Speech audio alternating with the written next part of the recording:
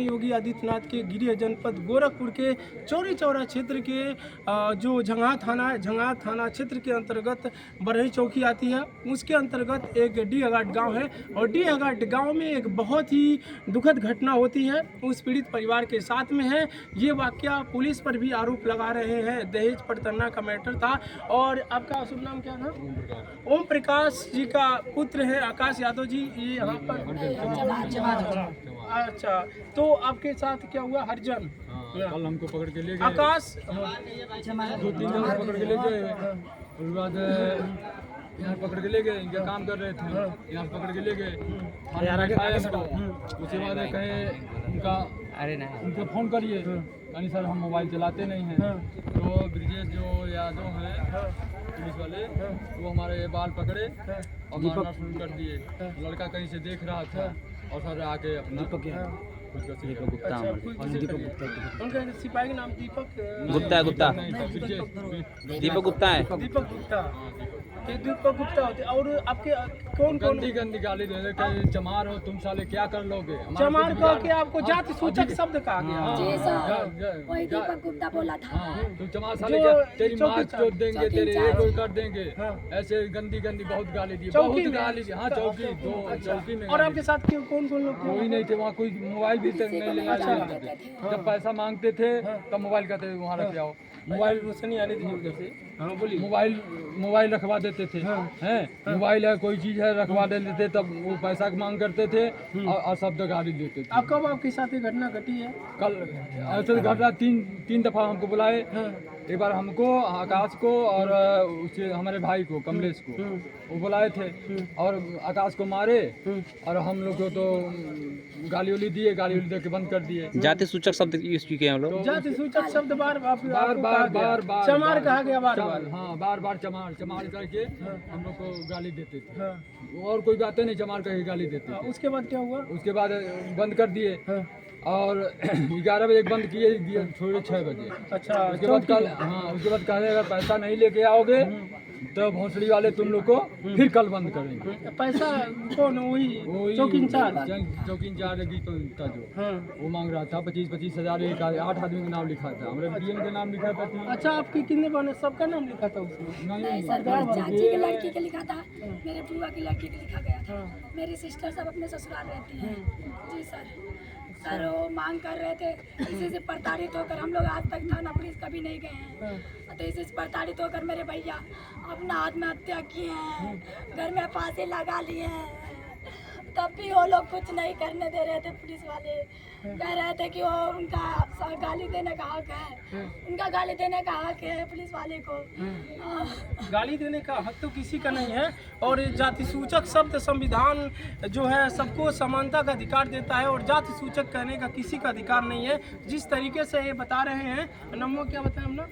हमारा ओम प्रकाश नाम है। ओम प्रकाश है और जात की हरजन है, चमार है और इनको चमार कहा गया है, कई बार इनका कहना है। और जिस तरीके से यहाँ पर पुलिस से बता रहे हैं प्रताड़ित होकर के खुदकुशी की है, ऐसा इनका कहना है।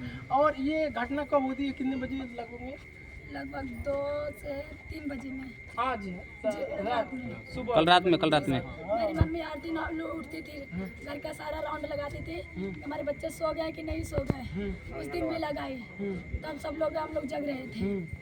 उसके बाद मम्मी मेरी जब पता नहीं 2 बजे उठी, 3 बजे उठी तो मैं नहीं पता। मम्मी दरवाज़ा खोलने गई, नहीं खुला। मेरे पापा को लेकर बुला कर गई, कही कि चलो दरवाज़ा नहीं खुल रहा है। पापा गए, लात मारे दरवाजे पे, दरवाज़ा खुला। हम लोग वहीं सो रहे थे, पंखा चलता है, नहीं सुना दे रहे थे। कूलर और फर्राटा पंखा चल रहा था, नहीं सुनाई दिया हम लोगों को।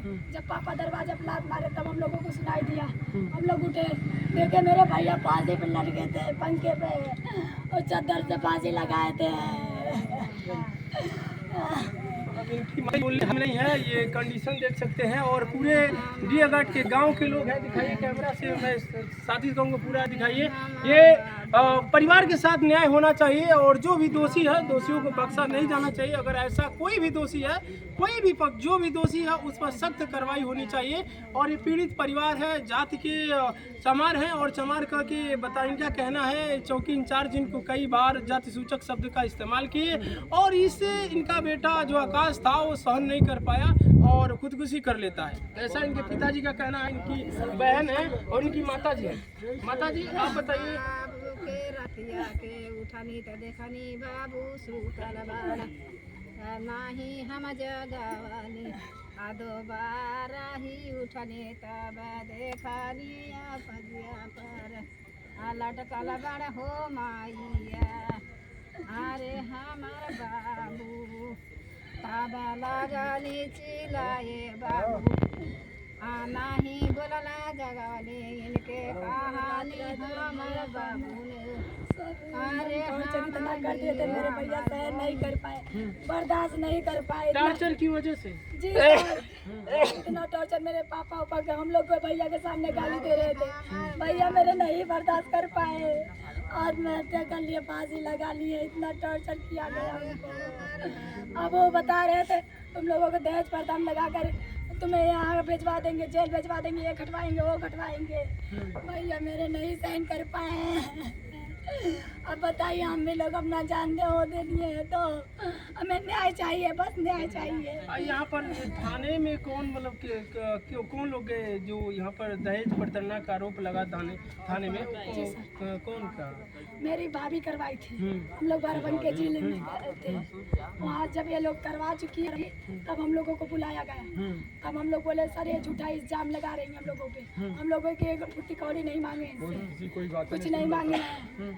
तो कह रहे हैं कि हम कहे सर ये झूठा आरोप लगा रही है तो कुछ हमारा सुन लीजिए जो हम सच बता रहे हैं। कहे तुम लड़के वाले हो, तुम्हारा कुछ नहीं सुना जाएगा, और लड़की वाली उसका सब सुना जाएगा। और कितने दिन से, थोड़ा आगे आ जाइए, कितने दिनों से हो रहा था इनके बीच में, जैसे इस तरीके से कहा सुने आपके भाभी और भैया के बीच में? बस एक ही महीना था सर, जब आई यहाँ पर अपनी शादी सालगिरह मनाने। ये किसी से बात कर रही थी, तो वजह से हुआ। जी सर। अच्छा, यहाँ पर है वो आपकी भाभी? नहीं, उनको सुबह हम लोग कॉल किए लेकिन वो नहीं आई, क्योंकि उनकी अच्छा अभी आई नहीं हो? नहीं आई है, सुबह कॉल किए तो उसकी गलती है, अभी तो नहीं आई। लिहादिनी हो माई आओ उसकी गलती है, जब तो नहीं आ जाएगी, नहीं तो आ नहीं जाती। कौन लड़की है कि नहीं आती अपने बाप? नहीं आई, नहीं आओ जान लेने मेरे भैया को, बर्बाद दी मेरे भैया को, खुश होगी सबसे कह के आज थाना चौकी जगह सब जाकर सब जगह रिपोर्ट लिखवाई हम लोग के खिलाफ। पुलिस प्रताड़ित कर करके मेरे भैया के जान आज ले ली। ये देख सकते हैं, ये पीड़ित परिवार है और जाति का चमार है। और जिस तरीके से थाने में बताया, चौकी इंचार्ज इनको जात सूचक शब्द कहें, जैसे कि इनके आकाश के पिताजी हैं वो बता रहे हैं। और जो भी है अगर दोषी है तो उसके पक्ष बिल्कुल निष्पक्ष कार्रवाई होनी चाहिए और दोषियों को बख्शा नहीं जाना चाहिए, क्योंकि इस भारत को अपने न्याय व्यवस्था पर अगर भरोसा। सर बोल रहे थे तुम्हारे परिवार को हम बर्बाद डालेंगे, तुम्हारे परिवार को हम बर्बाद करके जाएंगे, यहाँ जाएंगे तो आज तो मेरे भाई को जान ले ली, बर्बाद तो कर ही दी। और पुल पर सुन भैया, पुल पर प्रशासन पूरा घेर के रोक दिया था जी वहाँ रोक दिए थे और बारिश हो रहा था। वहाँ सब प्रशासन बैठ के मकई खा रहे थे बाल बच्चा, और किसी का कोई टेंशन नहीं, और लाठी ले अपना, ठीक है। आगे हम बढ़ के गए, देखिए भीजे अभी है। अच्छा, आज कितने बजे लगभग? आज वही 4 बजे जब वहाँ